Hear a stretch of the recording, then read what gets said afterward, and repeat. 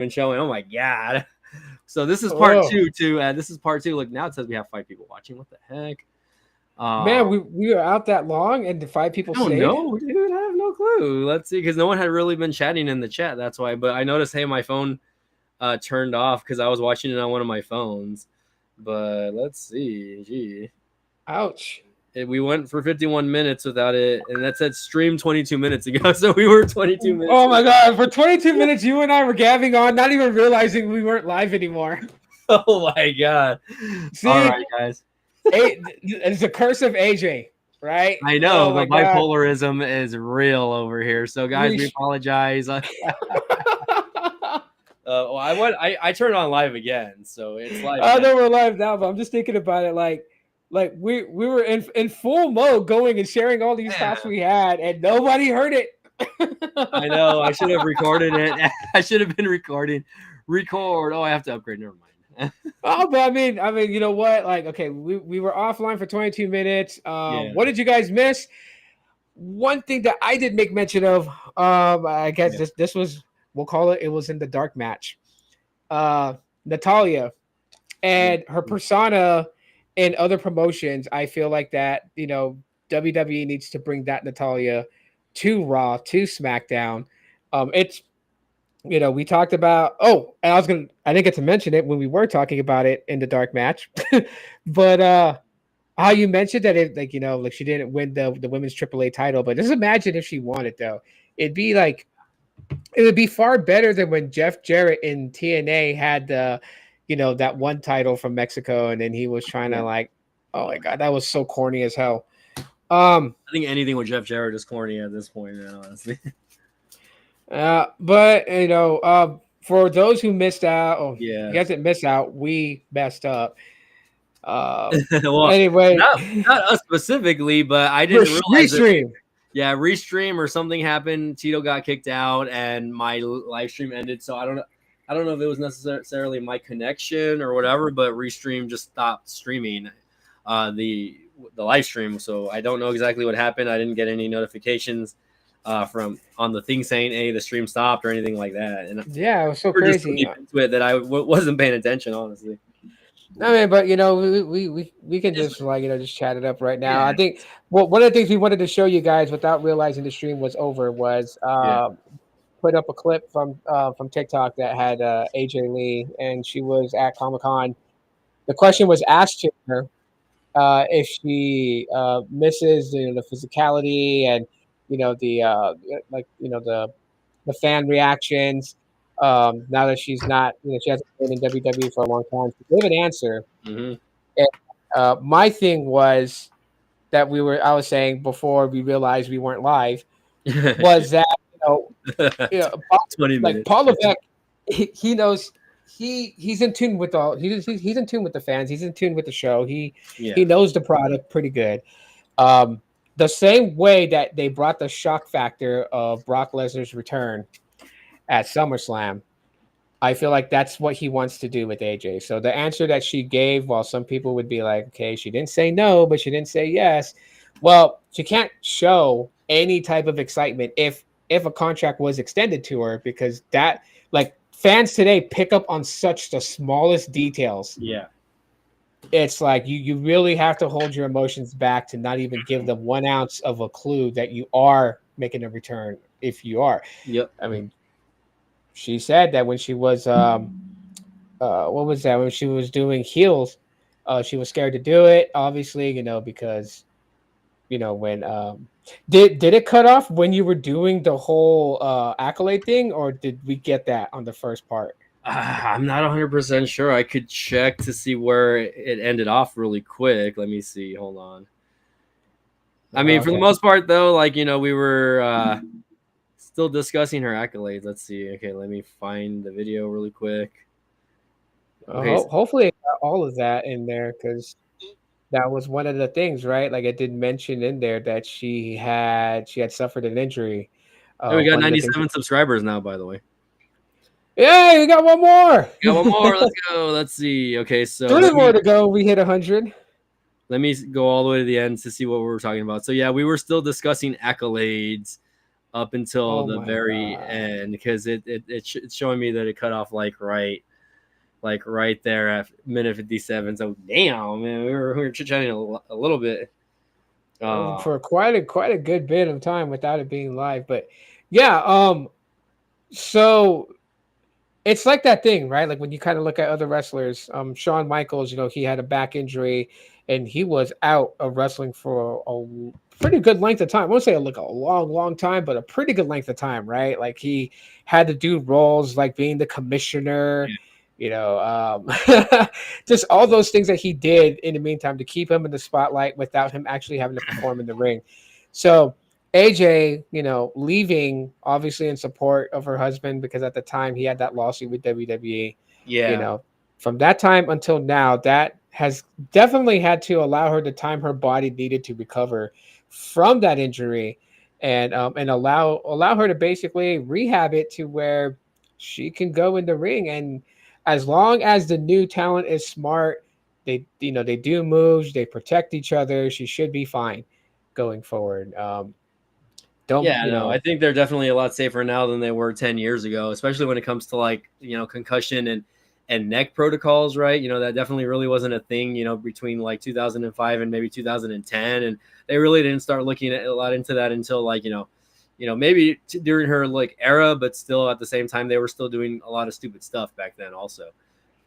but there's a twist in all this that my brother had talked about, and I said, hey, that'd actually be pretty crazy because if in fact that AJ is truly done with in-ring competition, um my brother was saying there was somebody, not Rhea Ripley and not any of the talent in the back, that could make a surprise pop at SmackDown that legitimately has a feud with Becky Lynch. I don't know how that's going to go. Yeah. Because I'm not a fan of celebrities popping in, and when I'm talking about Ozzy's daughter, Oh yeah, no, I don't think that would happen. that's too Yeah, to that me. would That's just that would it be would too make much. sense. It would make sense story wise because she does have a legitimate beef with what Becky said, in Birmingham, England. Yeah, Um, but that's a little bit of a different thing because I don't think I think her name's what, Kelly Osbourne. yeah. I don't I don't think she would take what Becky said about her dad and spin it off to allow them to spin it into a storyline because it's really hitting home for the Osbournes for what Becky said. And shame on Becky for even going that route. Like honestly, Hmm. I get, maybe she's trying to tap in to be edgier on TV, like her and her husband. This is probably like a side, never mind their characters in WWE, but Becky and Seth as real people, Hmm. I don't like them. Uh, they have this stigma about them, and they think they can say and do whatever, right? Like parenting wise, they're great parents. I like their mentality as far as like when they share, like their thoughts about being parents and everything like that. They're Hmm. cool. But I just think them as people, they got their heads so jammed far up their backsides. They got to remember you want edgy TV, but you got to be careful who you're targeting. Ozzy really had nothing to do with that, other than the fact that they were in his hometown, Yeah. on Raw, and she made that statement, and then even to throw insult to injury and talked about, making reference that if she was him too, she would have moved to LA, a better city. And it's like a lot of people would look at that in today's worldview and call that a slap to the face because calling LA like the best city to live in after all the stuff that's going on there, which I won't dig too deep into, and then to say that that's the best place that someone like Ozzy, moving to was like the best thing he could have done is, a lot of people are going to take offense to that. Like you got to stop poking at current events and trying to use that at your advantage. Like maybe if she said it about Hulk Hogan, because there's still a split in fans, those who are just like, okay, Hogan did some pretty dumb things, but all is forgiven. The man's passed, and let's honor Yeah. him and let him rest in peace. You got the other half who's still focused on that whole, thing that leaked, the conversation, and the thing that happened with Bubba the Sponge, whatever, like all that stuff that happened. And they're still holding, Terry Bollea to that, and they still call Hmm. him a racist and all that other stuff. So Yeah. but at least that is within the wrestling home, and so it could be forgiven into an extent if Becky was to make mention to that. So, but I mean, like Kelly Osbourne stepping into the ring, I really doubt that would happen. Yeah, no. So I mean, it's either going to be Rhea or AJ Lee at this point, right? So yeah, it again, could be Rhea. I think 99% of the fans want it to be AJ Lee, right? But again, there's going to be that small portion that maybe still want to see Rhea, team up with CM Punk. But even then, it's like, It would be weird if it was Roxanne. no, I don't think it would be Roxanne. Why not? She referenced CM Punk and AJ as mom and dad. Yeah, but as far as storyline goes, Roxanne kind of got into it with CM Punk already a couple times, like with her heel persona, right? Talking smack to him and like basically like disowning him as her father, I guess. Yeah, true. But there's always been that instances where it's like you have them do something as eye catching as that, only to have them shift their attention because somebody did something else, right? Like she did that to Punk, and in her persona the way that she is, but she also had to watch Becky do what she did to Punk in that ring. That could always turn people around. Like you never know. Triple H, and I like the way that the writers do it. I honestly believe the writers sit backstage, they come up with like the main story that they want to push, but they have like side stories that could happen in case somebody is not available for this part. Then they could write it another way. I think they do that quite a bit. They have to do that because that's the only way you're going to work out, or maybe there's an injury angle or something like that. But I still can't see Roxanne Perez aligning herself with CM Punk, at least not yet. Maybe AJ Lee comes back and I could see them having a match with Roxanne, because of the history that they have, right? Hey, even bringing Saraya, aka Paige, back, right? No, leave Saraya out of there. Hey, I love Saraya, man. Bring her back. That's my girl right there. No, that's my girl. I got her figures on my wall and everything like that. No. Leave her out. Leave her gone. Good. Hey, like I said, to each his own, I guess, right? When it comes she's not bad. Yeah. That's not why I'm saying why I don't want her to come back. It's not that she's terrible. It's not that she's not good on the mic, because she's good on the mic. She's good in the ring. You know what I mean? The reason why I say do not bring her back, I know for a fact that if they brought Saraya back, she would be a sacrificial lamb for the young talent. All they're going to do is feed her to girls like Julia, Roxanne Perez, and all them. I don't, because, and I still can't get past, I can't get past Triple H and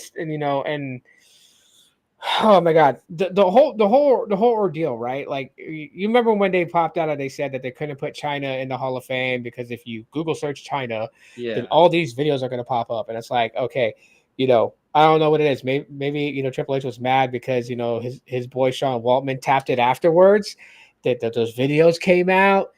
China actually like grew within that industry. We're not going to say it on here. Keep it PG. But she grew in that industry. She got well recognized. And then, of course, the biggest diss, right? Like, in hip hop, like rappers, they tend to diss each other on wax. Well, China did the ultimate version of that in pro wrestling because she made that movie, Queen of the Ring. And she had people portray different wrestlers. But then, you look at it and then you have Mickie James. She did videos before she was signed to WWE when she was much younger. Yeah, Victoria. Victoria has a tape out there, a private tape. You have Gail Kim, I'm assuming also. I think there is something with Gail Kim. I'm not sure, but I did hear about Caitlyn Sunny. Also. Caitlyn, yeah, Caitlyn. Well. Caitlyn has a couple videos. Sunny, she, of course she's a lot older, so it's like I don't know about that. But Cora Jade. Even what's her name? What's her name? Mandy. Mandy Rose. Yes. Yeah, she doesn't have like a movie, but she has like photos and stuff like that. She has her, social media content, her spicy pages. We'll leave it at that. Yeah. So it's like when I hear about that these women had these things, whether during the company or before or after, Then I think about like how they talked about they didn't want to put China in the Hall of Fame because of that, and they punished Paige because of what everyone knows what happened, what leaked her phones from a certain someone's But they phones still from. brought her back, I mean, even yeah, then. they did, but okay. So look at Saraya when she debuted in the WWE and her run in that. Then look at how the company had treated her after the controversy with her and Xavier Woods and just all them their Well, she video. wasn't really back that long on her second run because she got injured again. You have to look at it also that she had a neck injury. She came back. They re-aggravated it during a dark match with, Sasha Banks at the time. And she just couldn't come back from that. After that, WWE's just like, no, like we're not going to risk, paralyzing yourself after, after the neck injury, because she literally couldn't feel like her arms and whatnot. You know what I mean? So, Yeah, that is important. You want to protect it in a way, but look at the protection that they gave, like the way that they protected her versus the way they protected Shawn Michaels. All right, like WWE will, if you're one of their top people, if you're one of the the guys that grabs that those brass rings, you toe the company line, like you could be with a serious injury. They will find a way to keep you relevant, to keep you making money, to keep you within. Because I don't know if most people know this, but when a wrestler gets injured, their pay actually flips. So they're no longer on an active pay. They're on another contractual pay based on the fact that they're injured. So there's like a percentage of what they get that they actually agree to in the main payout. So they do that. So then that way, while you're getting that, that pay for the, for the time off and injury, you're still supplemented between that and your actual pay to get your actual pay. So you're not losing money. They didn't do that for her, So, Saraya's not a bad person. I don't think she's being fully utilized in AEW. I wish, like, if I could have it in a perfect world, it's bring her she's back gone to from WWE. AEW already, by the way. Yeah, Yeah, but she's when gone. they had her left. there, Yeah. when they had her there, they didn't use her right. Yeah. Like, I just thought that all they did was bring her there so they could dangle her. Like, we got her from WWE, and then that was Yeah, it. but I mean, look at the booker also, right? Tony Khan. He hasn't had a very good run when it comes to his booking over the last couple of years. Honestly, since CM Punk left, right? The booking for AEW has been just not great, and if people don't agree with that, yeah, I mean, yes, sometimes the matches are good, and the pay-per-views hit in that company. When it comes to some of the matches, right? When you have young guys like Swerve, Will Ospreay doing flippity floppies and breaking their necks while wrestling every single time, it's easy for the sickos or the fans to get into it and to want to be into it, right? And it's the same thing with the women's matches now, right? I feel like you can't watch a match without there being blood or like 10 pile drivers, basically. Yeah, you got that comment up there, AJ Lee versus Liv. That would be interesting also, because if you think about it, like Liv is kind of like in that persona that AJ was back then a little bit. You know what I mean? That would be interesting to see. I mean, yeah, if you're going to go down the path of like talent that is new today in the company that, could go up against AJ Lee, like I would love to see that. But like, yeah, again, the only thing I don't want is for her to be a sacrificial lamb. Like, let's not use AJ Lee to put over new people. Let's see. But the thing is, okay, like I see what you're saying there. Don't bring her back to just have her lose, right? But at the same time, it's like she hasn't wrestled in 10 years already. She left 2015. It's 2025. It's kind of like the same thing with CM Punk, right? When he left, right? It's not like CM Punk, when he came back to WWE, he was just winning, right? I mean, obviously, yes, sometimes they do. No, he took losses that were he took big losses, yeah, man. Yeah, but see, like that's what I'm saying. It's like it needs to make sense, because there's times where they brought people back just to have them on a losing streak and only a losing streak just to put people over. Yeah, that's what I mean. Is don't do that with her. Like, make it make sense. Like, okay, you're gonna make her feud with Liv, right? If you make her feud with Liv, fine. She wins some, she lose some. Ultimately, at the end of the result of that is putting Liv over, right? Because again, AJ doesn't really need to make a long run at anything. But that's what I mean. Is make it make sense. Don't do that crap, because sometimes they do that and it's like, it's ridiculous. Like don't do that. Same thing like when I don't want Paige to come back unless they're actually going to use her right. Like, don't sacrifice her. I hate when they do that. I mean, they haven't done it lately, but like under Vince's era, they did that a lot.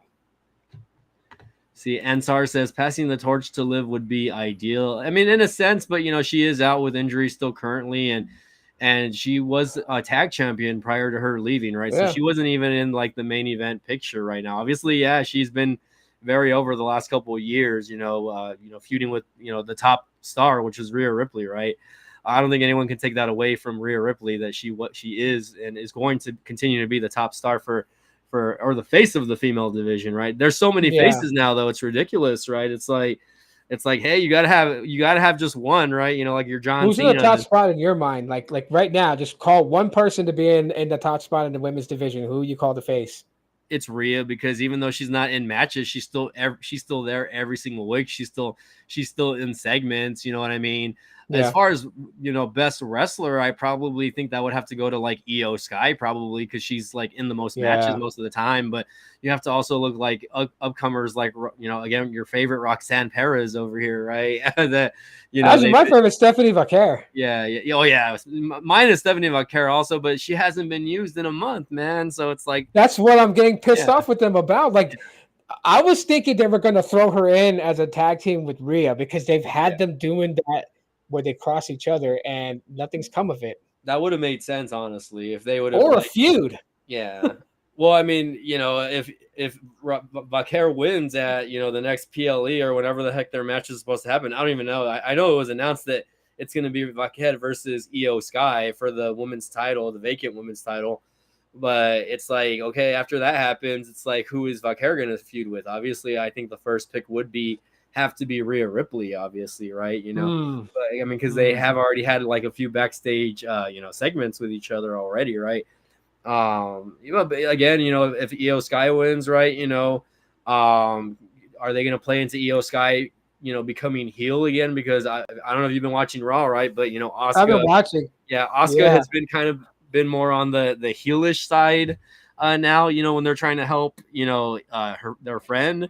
And then, you have Kairi Sane, who's just agreeing to everything that Asuka's saying. Like, she's like, oh, yeah, like Asuka walks off. And then, when they're about to ask Kairi Sane about her opinion, Asuka's like, Kairi. And then she runs off. You know what I mean? Like this has been a very weird thing. Yeah, the Kabuki Warriors turning on the Io.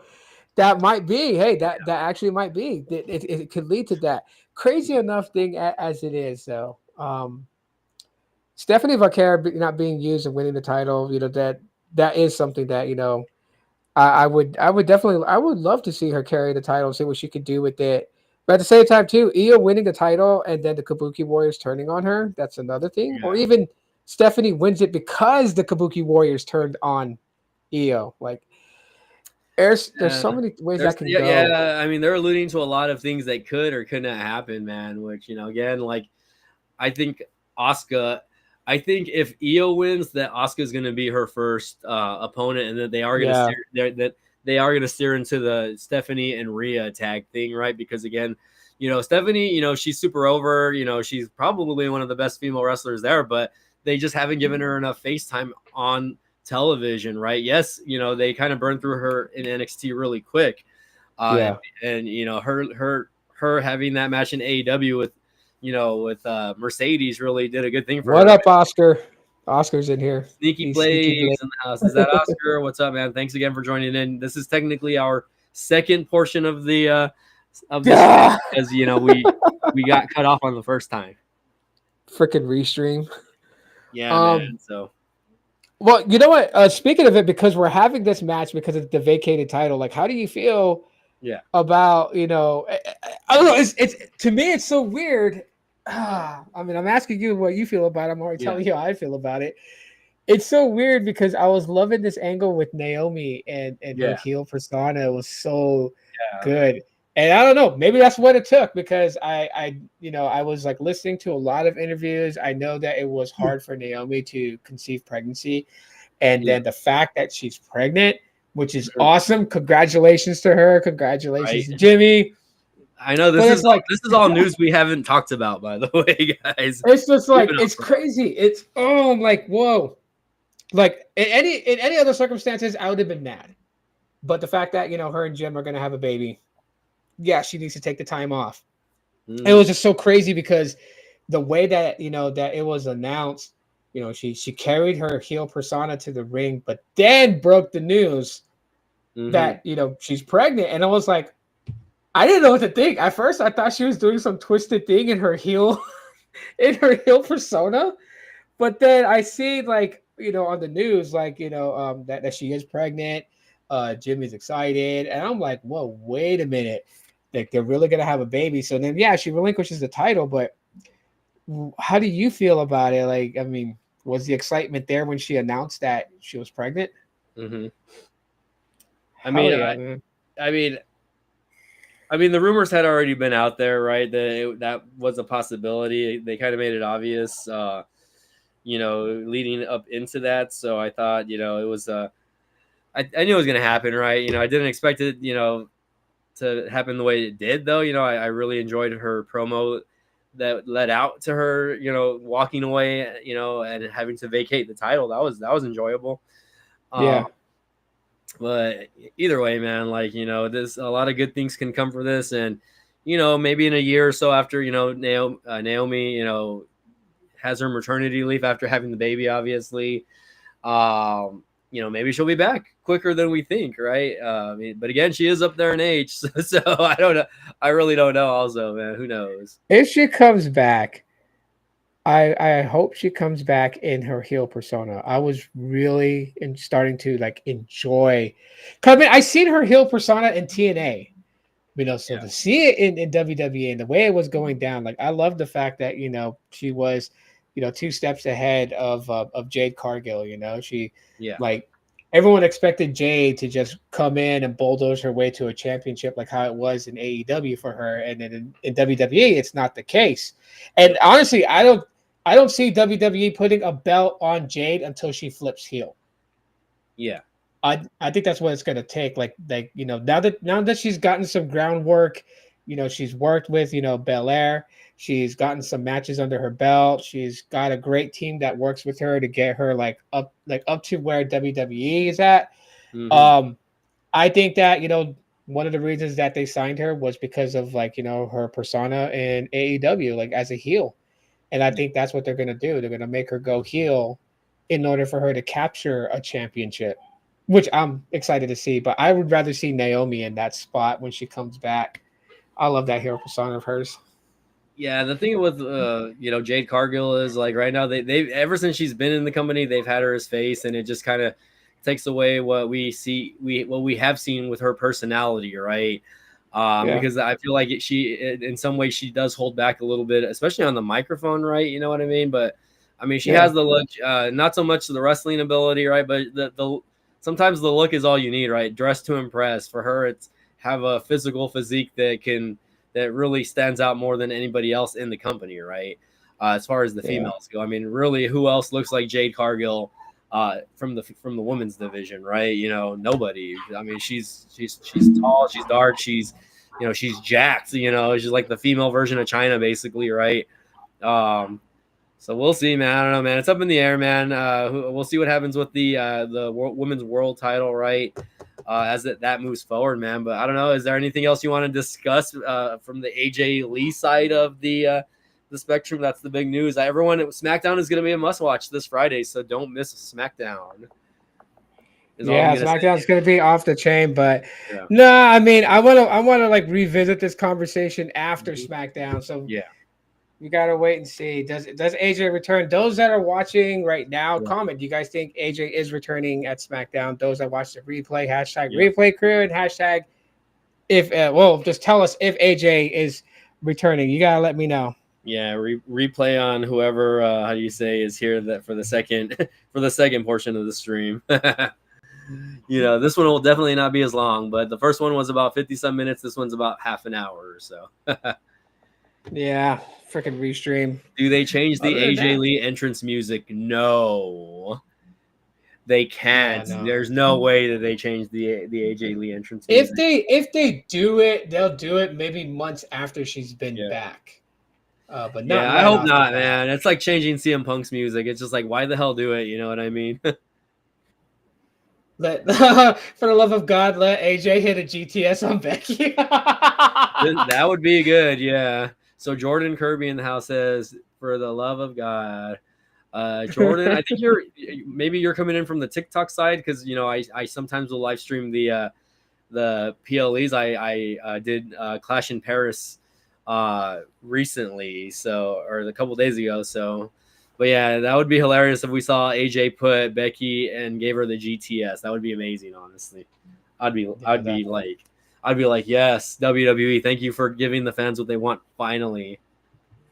Yeah, but I know I gotta fast track this because I gotta do something real quick, so I gotta hop off, man. Yeah, no worries. To everyone that's out there, thank you guys for tuning in. If you're not subscribed, please do subscribe. We're almost to 100 on YouTube, so please do us that favor. I'd appreciate it. Yeah, we're at 97 subs, guys. So if you have any friends or family that like wrestling, please share the last couple of streams. As we talked about AJ Lee today. Tito, any final thoughts before you go, man? No, man, just Friday needs to hurry up. Yeah, no, Friday we'll see what's up, everybody. But for now, again, everybody have a good rest of your Wednesday. Everybody take it easy, and again, we'll try to follow up over the weekend after what happens. I mean, if anything, the night of, if you're free after SmackDown Friday, let me know, man, so we can talk about it. Yeah, I'll be free Friday. All right, all right, we'll keep you updated on that, guys. But again, guys, everybody, thanks again for watching. Man, now everyone's tuning in. Look at that, we got 7 watchers in the house now. So for those of you watching, check out the previous video as we got cut off. We got cut off, so we were talking about AJ Lee in the first half, and we had to restart the live stream. So again, appreciate it. And anyone that's here, go rewatch the other one, smash the like button.